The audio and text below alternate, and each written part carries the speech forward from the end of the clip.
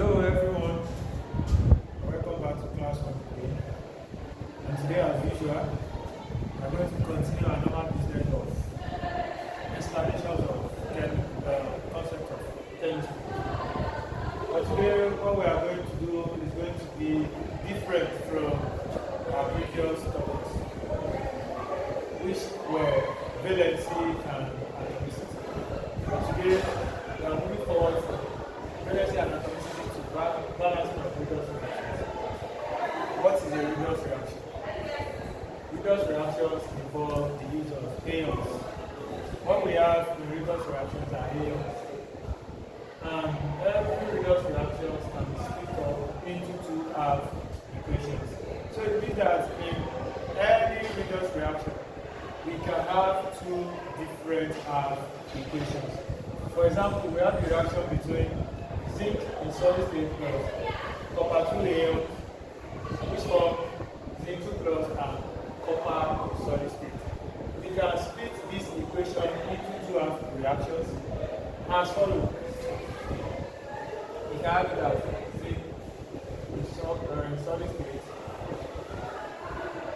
forming the 2 plus, and we can have this copper 2 plus from copper and solid state. So these are what we call half equations or half reactions. And in each of these equations, we can have oxidation half reaction, oxidation half reaction, as well as the reduction half reaction. And how will you be able to determine which of these reactions is oxidation half reaction and reduction half reaction? Before you can be able to determine which of these reactions is oxidation half reaction and reduction half reaction, you should be able to identify the oxidizing agent and the reducing agent. So what is an oxidizing agent? An oxidizing agent is a substance which is reduced, substance in which the oxidation number decreases in positive direction and the electron acceptor. While the reducing agent, on the other hand, means electron donor, substance which is oxidized, substance in which the oxidation number increases in positive direction. Let's now determine which of these substances is oxidizing agent or reducing agent. So I define oxidizing agent as a substance in which the oxidation number decreases in positive direction. So if you look at these two equations now, the oxidation number of this free element, which is zinc, is 0, and zinc moves from 0 to plus 2. This is not a decrease, but it is rather an increase in the oxidation number. The second one, which is the reaction involving copper 2 plus moving to copper in solid state, we can see that the oxidation number of copper moves from plus 2 to 0.